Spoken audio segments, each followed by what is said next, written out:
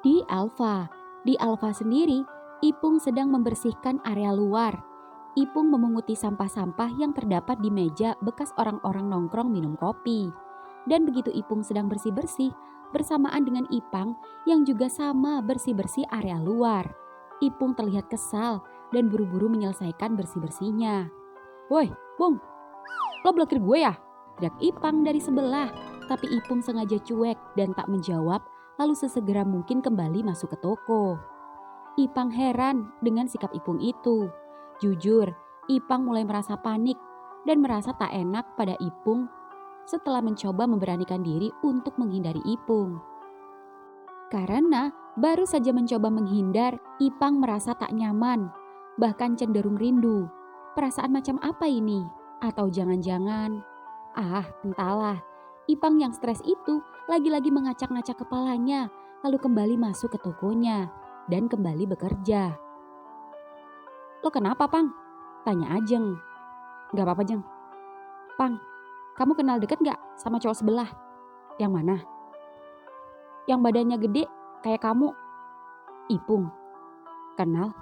Kenapa?" "Cakep ya." "Lo naksir?" "Naksir, tapi kan dia tak suka cewek, Pang. Bukannya gosipnya dia suka sama kamu." "Hah? Tahu dari mana?"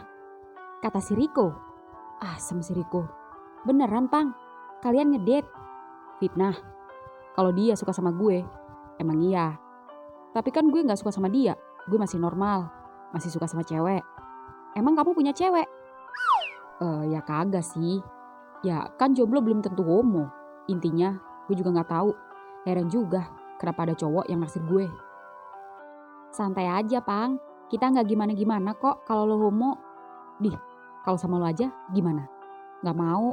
Kalau suruh milih, mending sama Ipung aja." "Apa bagusnya sih tuh cowok? Kenapa pada naksir sama dia? Cakepan juga gue deh perasaan." "Iya, sama cakepnya. Kan beda selera, Pang. Partner lo datang tuh, si Bagong."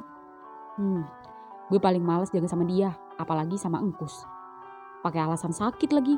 Gue tahu dia cuma ngada-ngada." "Iya, kenapa Mas Ipul biarin mulu sih? Gak dipindah aja?" "Gue juga gak tahu." Di rumah Dinda.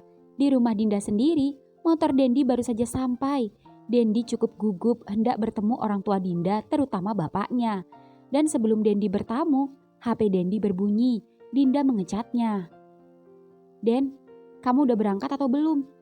Aku tadi dijemput Tio, diajak bukber di rumahnya. Aku mau dikenalin sama orang tuanya. Sorry ya, kita gak bisa bukber bareng. Tapi aku janji, setelah ini aku akan jujur dan akan menolaknya. Jadi lebih baik kamu batalin aja ya ke rumah." "Gue udah nyampe di rumah lo. Gak apa-apa, gue akan ngadepin bapak lo sendiri," ucap Dendi sangat gentle dan penuh percaya diri. Lalu kemudian masuk ke rumah Dinda. "Assalamualaikum." "Waalaikumsalam. Nak Dendi, Dindanya baru saja diajak Nak Tio bukber katanya." "Gak apa-apa Bu, saya kesini mau ngobrol sama ibu sama bapak." "Oh iya Bu, ini ada martabak kesukaan ibu." "Oh, makasih Nak. Itu bapak baru pulang dari tarawih." "Assalamualaikum." "Waalaikumsalam Pak," ucap Dendi saling tangan pada Bapak Dinda. "Ini Dendi Pak, yang kemarin nganter Dinda pulang waktu motornya mogok. Teman kerjanya tapi di Indomaret." "Oh, iya. Duduk Nak Dendi." "Makasih Pak. Dinda keluar sama Nak Tio. Memangnya gak dikasih tahu?" "Sudah Pak, baru saja. Tapi saya mau ngobrol sama Bapak dan sama Ibu." "Oh begitu. Tapi sebelum kita ngobrol, pasti belum buka puasa toh? Temenin Bapak buka puasa dulu ya. Bapak tadi cuma buka sama kolak aja." Ayo, jangan malu-malu." Ya, mau tak mau Dendi harus menghargai calon mertuanya. "Ayo Nak Dendi, jangan sungkan-sungkan." "Makasih Bu." "Nak Dendi ngobrol sama Bapak aja, Ibu mau ke warung dulu." "Iya Bu." Ya, Dendi pun kini berbuka puasa hanya berdua saja bersama Bapak. "Bapak tahu maksud Nak Dendi menemui Bapak. Masalah putri Bapak kan?" Iya Pak, benar. Dinda sudah bilang sama Bapak sebelumnya." "Iya Pak, saya berniat baik pada putri Bapak." "Bagus itu. Bapak suka dengan keberanian kamu. Tapi kamu bukan satu-satunya yang berani nemuin Bapak demi Dinda." "Saya tahu Pak. Katakan apa yang harus saya lakukan agar Bapak dan Ibu kiranya menerima saya menjadi menantu Bapak. Ada syarat-syarat kalau mau jadi mantu Bapak. Apa itu, Pak? Tanya Dendi gugup, namun Bapak Dinda melempar senyum padanya. Pertama, tentu saja putri saya menyukai calon mantu saya. Karena sebuah hubungan harus didasari dengan cinta. Tapi perlu digarisbawahi, cinta saja tidak cukup. Saya mengerti, Pak. Lantas, apa syarat berikutnya? Ya, Bapak Dinda menjelaskan dengan seksama apa-apa saja yang menjadi syarat untuk menjadi mantu. Dendi terlihat serius mendengarnya. Hingga akhirnya Dendi tersenyum, mengangguk dan berjabat tangan dengan Bapak Dinda. Di rumah Mas Rocky. Ya, di rumah Mas Rocky sendiri, Mas Rocky sedang menunggu Riko datang. Mas Rocky mengambil jaketnya karena sebentar lagi akan bersiap ke pasar berbelanja ditemani Riko. Dan ketika sedang bersiap-siap menunggu Riko, Mas Rocky masih memikirkan ucapan Mas Ipul tadi saat di warung. Apa benar jika Riko menyukai laki-laki? Tapi kenapa Riko tak jujur dari awal dan cenderung menyembunyikannya? Padahal Mas Rocky pernah bertanya soal cewek kepadanya, dan Riko hanya menjawab jika ia fokus bekerja mencari uang. Apa mungkin dia malu? Ya, lebih baik Rocky akan menanyakannya nanti ketika selesai berbelanja. Baru saja diomongin dalam hati, motor Riko baru saja datang. Mas Rocky pun langsung keluar. Kok? Langsung, Mas? Iya, langsung aja ya. Iya, Mas. Ya, Riko pun mengantar Mas Rocky ke pasar seperti biasa.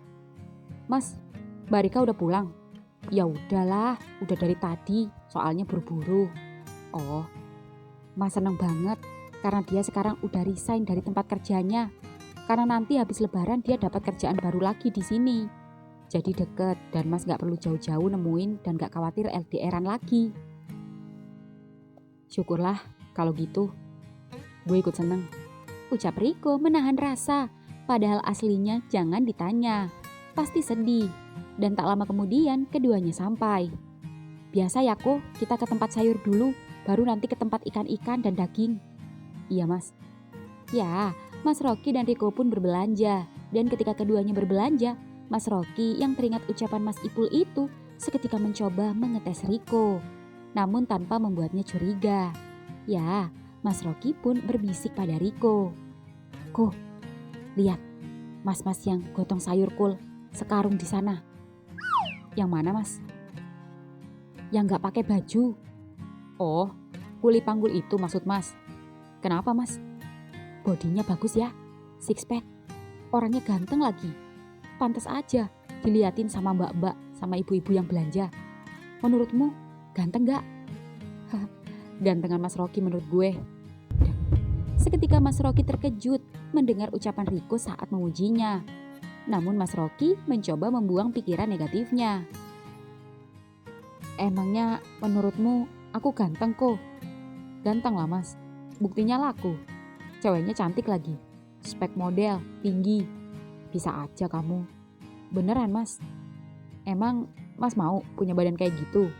Ya pengen, biar cewek Mas makin cinta. Tapi kan Mas gak ada waktu buat gedein badan, sibuk jualan.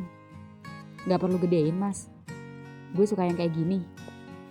Maksud gue, gak semua orang atau cewek itu suka sama cowok yang bodinya muscle.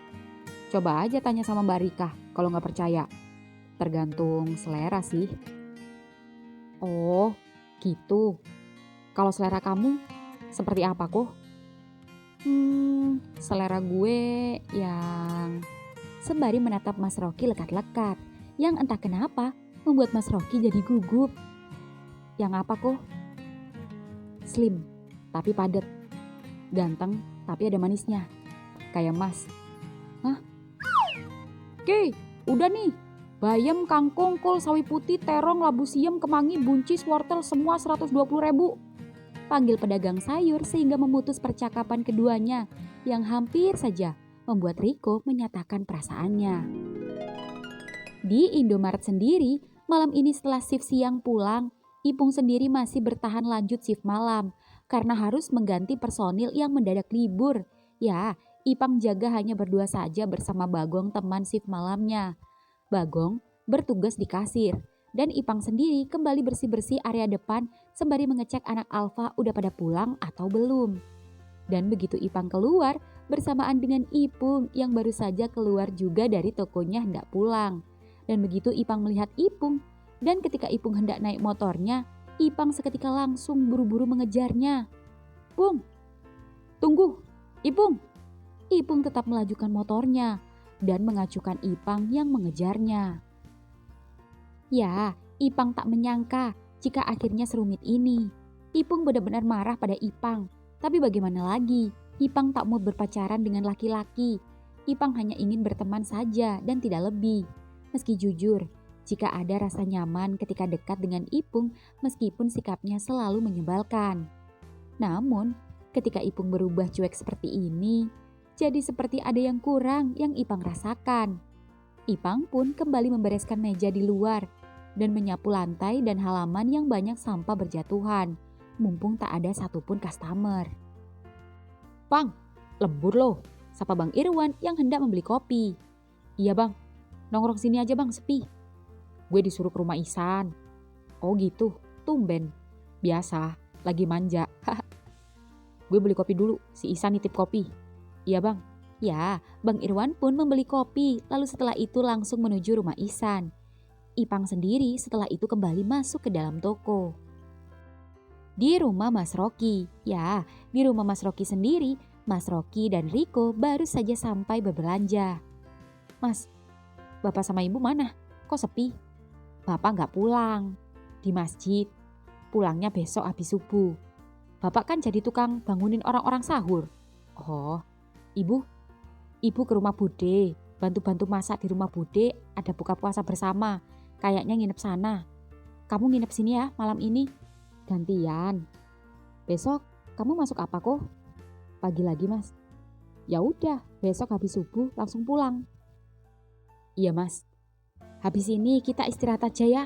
Gak usah keluar lagi. Di luar gerimis. Mas capek. Ngopi di rumah aja ya." "Iya mas.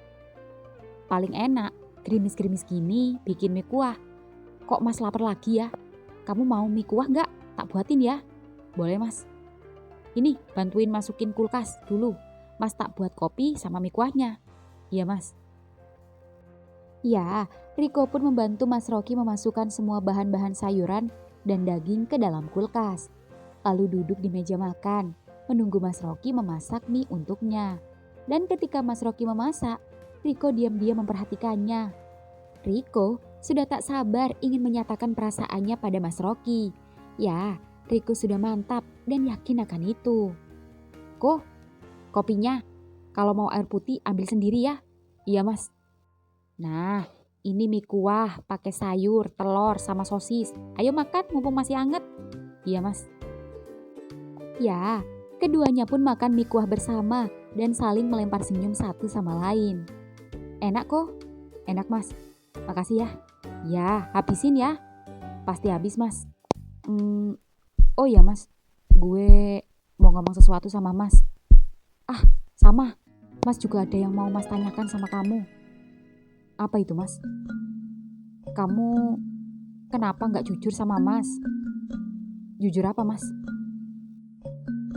"Kenapa kamu gak jujur kalau kamu ternyata suka laki-laki?" Dek. Seketika Riko terkejut dan tak percaya ketika mendengar ucapan Mas Rocky. Mas tahu dari mana?" "Dari Mas Ipul. Tadi dia ngasih tahu mas kalau kamu itu suka laki-laki. Bener apa cuma bercanda?" "Jujur aja. Gak usah malu, mas gak apa-apa kok. Asal kamu gak suka aja sama mas. Kalau kamu suka sama mas, tak pecat kamu jadi adik angkat mas." Dek. Belum saja mengutarakan perasaannya, Mas Rocky sudah mengultinya dan memberikan jawaban atas pertanyaan Riko selama ini. Entah kenapa, Riko yang seolah mendapat ancaman itu dan yang awalnya yakin dan berani mengungkapkannya pada Mas Rocky, seketika jadi takut dan nyalinya menciut. Riko tiba-tiba tak siap kehilangan Mas Rocky, padahal sebelumnya ia sudah siap dengan resiko yang akan ia terima. Namun, begitu Mas Rocky mengungkapkan jika dia akan memecat Riko tak menjadi adik angkatnya lagi, membuat Riko jadi ketakutan. "Riko?" "Ya mas." Kamu gak suka Mas kan? Eh, Kamu takut ancaman Mas? Riko tak menjawab. Ko, jangan bilang kamu memang suka sama Mas. Iya Mas, gue suka sama lo. Kalau Mas memang marah dan gak nganggep adik lagi, it's okay. Gak apa-apa, gue tahu kok ini resikonya. Setidaknya gue udah jujur sama Mas. Sorry Mas, gue balik aja. Seketika Riko meninggalkan mangkok mie kuah yang masih tersisa dan belum habis, lalu pergi begitu saja meninggalkan Mas Rocky yang kini kebingungan. Rocky jadi serba salah sendiri. Di rumah Ihsan. Ya, di rumah Ihsan sendiri, Ihsan dan Bang Irwan sendiri sedang menonton TV. Sedangkan Ipung yang baru saja selesai mandi itu menghampiri keduanya. Pung, lo gak nongkrong ke Indomaret? Tanya Bang Irwan. Kagak bang, lagi capek. Ucap Ipung beralasan sembari mencomot kacang kulit. Kasian noh si Ipang jaga malam lembur. Temenin sono. Males bang. Tumben kamu males Pung. Aku sih sebagai omnya tahu betul. Kalau dari roman-romannya kalian pasti habis berantem ya. Heran gue, berantem mulu gue kawinin juga nih. Habisnya dia munafik banget tau bang. Gak kayak abang. Kalau suka ya bilang suka. Gak perlu drama, ribet amat. Sabar Pung, nikmati prosesnya. Beda orang beda cerita. Ucap Om Ihsan pada Ipung yang terlihat lesu tak bersemangat. Hingga kemudian HP Ipung berbunyi. Ali menelponnya. Yali, oh baru kemarin datang. Lo sekarang balik lagi. Oh gitu, baru nyampe. Oke, gue kesana sekarang. Gue nginep di rumah lo ya. Iya santai, besok gue masuk siang. Iya, oke. Tut. Ali pulang lagi Pung. Yoi, pinjem kunci mobilnya. Di luar gerimis, gue males banget bawa motor. Ambil sendiri di kamar, di tempat biasa. Gue cabut dulu ya bang. Ya, hati-hati. Ya, Ipung pun kembali masuk ke kamarnya mengambil jaket dan dompetnya. Dan begitu Ipung hendak mengambil kunci mobil di kamar Ihsan, HP-nya berbunyi.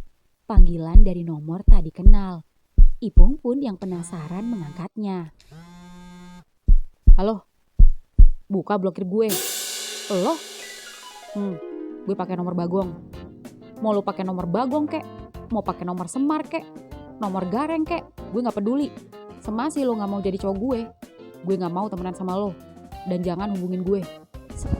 Ipung seketika memblokir juga kontak Bagong yang tak salah apa-apa dan tak ikut-ikutan. Ipung heran dengan sikap Ipang. Rasanya Ipang seperti sedang menarik ulur Ipung. Ya, jujur, meskipun Ipung kesal, tapi dengan kelakuan Ipang saat ini membuat Ipung tersenyum. Itu artinya Ipang mulai bereaksi. Ya, Ipung harus tenang. Ipung pun mengambilkan kunci mobil di kamar Ihsan dan berangkat. Di kos Riko. Di kos Riko sendiri, Riko tak bisa tidur memikirkan nasibnya dengan Mas Rocky. Jujur Riko menyesal karena terburu-buru kabur. Harusnya Riko bertahan dan mencoba untuk memohon agar Mas Rocky agar keduanya masih bisa berteman. Meskipun Mas Rocky telah mengetahui perasaannya. Tapi jika mendengar Mas Rocky yang telah mengultinya tadi, jika dia akan memecatnya, membuat Riko seolah tak tahu malu dan tak punya harga diri saja jika masih saja mengemis cinta pada orang yang sudah enggan bersamanya. Riko bingung, tapi Riko lagi-lagi harus mengingat jika inilah resiko yang memang akan Riko terima. Dan seharusnya Riko tak perlu panik, meski jujur Riko merasa sakit. Riko juga sedih, karena itu artinya mulai besok Riko tak akan membantu Mas Rocky jualan nasi lagi. Di rumah Dendi sendiri, Dendi yang sedang senang dan rindu dengan Dinda itu mencoba mengecat Dinda. Din, lo di mana? Udah di rumah? Oh, syukurlah. Bisa telepon gak? Atau video call? Biar lebih enak ngomongnya. Ya, keduanya pun video callan. Gue sudah menjalin kesepakatan dengan calon bapak mertua nih. Gue gak nyangka bapak seasik itu. Syukurlah. Din, lo kenapa sayang? Tadi pas di rumah, sesaat sebelum Tio pulang, aku sudah jujur sama Tio. Aku sudah menolaknya. Lalu, dia marah dan terlihat kecewa ketika aku jujur aku mencintai seseorang. Kenapa lo gak bilang kalau laki beruntung itu gue? Aku memikirkan keselamatanmu, Den. Apa kamu bisa tahu yang ada di pikiranku ketika aku jujur jika siapa cowok yang aku mau? Seketika wajah Dendi terlihatlah serius menatap Dinda. Gue tahu, gue paham, gue ngerti. Gue emang gak punya power seperti dia. Tapi perlu kamu ingat, Din. Kebaikan akan selalu menang melawan kejahatan. Gue tidak takut pada siapapun. Yang gue takut jika gue kehilangan lo. Dinda menatap Dendi dari layar HP-nya dan tersenyum datar. Din, gue janji, gue gak bakal bikin lo nyesel dan kecewa karena milih gue. Doain gue ya supaya gue bisa ngebuktiin sama lo, sama orang tua lo, kalau gue bisa bahagiain lo, sebisa dan semampu gue. Dan kalau gue sampai ngecewain lo, gue bersumpah, gue berani celaka dan mendapat sial. Iya Den, udah tidur sana, besok masuk pagi kan? Udah jam 12 lewat nih. Masuk pagi, tapi sayangnya belum ngantuk. Masih kangen sama lo, Din. Dinda tersenyum. Din, ya, besok pulang kerja, gue pengen ngajak jalan lo, sekalian bukber. Gue udah izin sama bapak lo, dan gue diizinin. Besok pagi, gue jemput lo ya, biar kita gak bawa motor sendiri-sendiri lagi kayak kemarin. Boleh? Ya udah, tidurlah. Tapi nanti sahur bangunin gue ya. Iya, tut. Di Indomaret sendiri, tepat pukul 12:30 malam, Ipang bingung dan heran pada Ipung. Sekalipun Ipang berusaha mencoba menghubungi Ipung dengan cara meminjam HP orang lain, Ipung justru memblokirnya juga. Rasanya Ipang seperti memiliki beban saja. Ipang jadi kepikiran terus. Pang, gimana? Malah diblokir nomor lo. Nih, HP lo. Kalian kenapa sih? Udah kayak pacaran aja ngambek-ngambekan. Enak aja, gue masih normal. Kirain. HP Bagong tiba-tiba saja berbunyi. Ya mbak. Gong, bisa pulang bentar. Ngapain mbak? Lampu dapur mati, tolong beliin lampu sama sekalian pasangin. Mbak gak bisa, tinggi takut. Nanti kalau gelap, mbak jadi gak bisa masak sahur. Bentar, tanya temanku ya, soalnya aku jaga berdua aja. Ada apa Gong? Lampu dapur mati, mbakku nyuruh beliin lampu, sama sekalian nyuruh masang. Dia gak bisa takut, ntar gak bisa masak sahur. Ya udah, balik aja dulu sebentar, mumpung masih sepi. Tapi jangan lama-lama ya. Oke bang, sip. Ya, Bagong pun membeli lampu, lalu pulang ke rumahnya bentar untuk mengganti lampu. Dan Ipang pun terpaksa sendirian. Beruntung toko sepi, tak ada customer sedikit pun. Suasana di luar juga tumben terlihat sunyi dan juga gerimis. Tak ada satupun pengendara yang lewat. Sungguh benar-benar sepi. Sesepi hatinya saat ini. Bahkan Ipung yang biasanya datang, kini tak datang karena marah padanya. Ipang bingung, mengapa Ipang merasakan kangen pada Ipung. Apalagi ketika Ipung ngambek, rasa kangennya justru semakin menjadi-jadi saja. Ipang duduk berjongkok di bawah meja kasir, lalu mencoba mengecek lagi HP-nya, berharap Ipung membuka blokirannya. Namun ternyata masih. Ipang jadi kesal sendiri. Ipang yang kesepian itu mencoba mengecat Ipin agar menemani Ipang ke toko. Namun Ipin masih keluar dengan anggota geng motornya. Namun berjanji nanti akan segera menemui Ipang ke toko. Ipang pun lalu mencoba menghubungi Dendi, namun Dendi belum membalasnya. Sepertinya Dendi sudah tertidur. Ipang tak menyerah. Ipang lalu mencoba opsi ketiga, yaitu Riko. Bro, lo di pasar apa di rumah Mas Rocky? Sini kok, temenin gue. Ngopi-ngopi kek. Sepi nih, gue lagi sumpek. Ajakin aja Mas Rocky sekalian. Sama, gue juga galau. Oke, gue abis ini kesana. Gue boker dulu. Buruan. Ya, rasanya Ipang lega. Akhirnya ada teman juga yang akan menemaninya. Hingga kemudian, dari luar terdengar suara motor terparkir di depan toko. Seketika Ipang yang berharap itu, Ipung itu lalu beranjak dari tempat duduknya. Namun sayang, bukan motor Ipung yang datang, namun ternyata motor customer yang datang. Ipang pun seketika langsung menyapa saat customer itu masuk dan membuka pintu. Selamat malam, selamat datang di Indomaret, selamat berbelanja. Sapa Ipang, namun customer itu terlihat aneh. Ya, dengan memakai jaket hitam, berwajah sangar, berbadan besar, Ipang melihat gerak-gerik customer ini terlihat mencurigakan. Ipang curiga jika customer ini hendak mencuri, karena gerak-gerik customer ini sungguh tidak wajar. Berkeliling-keliling cukup lama namun seperti hanya melihat-lihat saja. Sembari sesekali melirik Ipang di kasir. Ipang pun tersenyum meski dalam hati memantau. Berkali-kali Ipang melihat customer itu membuka dan menutup pintu kulkas, tapi tak ada satupun yang diambil. Berkali-kali Ipang melihat customer itu menyentuh makanan yang ada di display, tapi tak ada satupun juga yang diambil. Sebenarnya apa mau customer ini? Ipang segera mengecat Bagong yang cukup lama, padahal rumah Bagong tak jauh dari sini. Lama amat, buruan, ada customer mencurigakan nih. Bentar, aku beli martabak buat sahur kita. Ya udah buruan, ya. Ya, begitu Ipang selesai mengecat Bagong, customer itu akhirnya berjalan ke kasir, menghampiri Ipang. Namun anehnya dengan membawa tangan kosong, tak ada satupun yang ia ambil. Cari apa bang? Ini, seketika customer itu mengambil satu permen yang terpajang di depan kasir yang membuat Ipang heran. Pasalnya, lama keliling-keliling ternyata hanya membeli sebungkus permen. Ini aja bang. Ya, jawab customer itu tegas sembari menatap tajam Ipang. Mau pulsanya sekalian? Atau mau beli roti beli satu gratis satu? Buruan cepat, kasirin. Iya bang. Klik. 2.500 bang. Nih. Customer itu pun menyerahkan uang lembaran Rp5.000 dan begitu Ipang menerimanya dan laci kasir terbuka. Set. Woi, maling. Set. Seketika Ipang langsung melompat dari kasir dan berhasil menangkap maling itu saat mencakup dan merampas uang yang ada di laci kasir. Ipang mencoba melumpuhkan dan berusaha mengambil kembali lembaran uang yang ada di tangan maling itu. Namun Ipang cukup kesulitan karena maling ini pandai melawan dan memberontak. Ipang terjatuh akibat dorongan maling itu. Namun Ipang tak menyerah. Kurang ajar. Set. Ya, Ipang berhasil menjegal kaki maling itu saat hendak membuka pintu hingga maling itu terjatuh. Keduanya lagi-lagi bertarung bahkan sampai berguling-guling di lantai Indomaret. Dan jika saja tidak sepi, pasti bisa dilihat dari luar jika ada terjadi perampokan. Ipang berhasil menahan maling itu. Namun ketika Ipang berusaha mengambil uang di tangan maling itu, Ipang terlempar ke pintu sampai pintu terbuka saat maling itu menancapkan pisau ke dadanya. Ipang terkejut ketika melihat seragamnya berdarah. Ya, Ipang terluka, namun masih mencoba menghadang maling itu.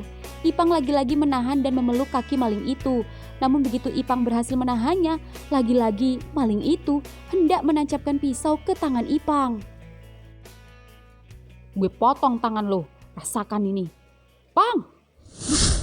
Seketika Ipung yang tak terima melihat cowok kesayangannya itu terluka, langsung menyikat habis maling itu. Ipung lalu menyerang kepala maling itu meski maling itu masih melawan. Ipang pun tak tinggal diam. Ipang mencoba menendang kaki maling itu hingga maling itu terjatuh dan keduanya sama-sama menghajarnya.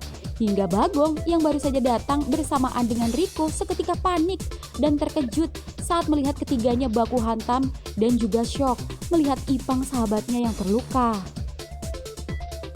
Pang! Teriak Riko membantu mengeroyok maling itu. Beruntung setelah itu ada customer yang ikut membantu menangkap maling itu sehingga maling itu dapat tertangkap. Bagong pun segera menelpon Mas Ipul. Dan setelah berhasil merampas uang dari maling itu pun dibawa keluar toko.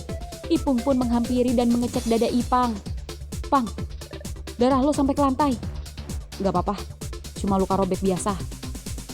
Pang, teriak Ipin yang panik dan baru datang dengan rombongan moge lainnya. Dan begitu Ipin menghampirinya, Ipang yang sedang meringis memegangi dadanya yang membuat Ipung panik. Gila, Pang, ayo ke rumah sakit. Pung, Ipang terkejut saat Ipung seketika menangkis tangan Ipin saat hendak menyentuh dan menarik Ipang. Dan dengan tiba-tiba kuatnya mengangkat tubuh Ipang yang mulai lemas dengan mata tajam menatap Ipin. Gak perlu, gue yang akan bawa dia sendiri. Set, ucap Ipung menarik tangan Ipang dan buru-buru berlari membawanya masuk ke mobil. Seketika ekspresi Ipang meringis nyeri namun bercampur senang saat Ipung tiba-tiba saja datang. Dan sembari masih memegangi dadanya, Ipang menatap Ipung yang fokus menyetir, lalu mendekatinya dan berbisik. Thanks, my hero. Hero Maho.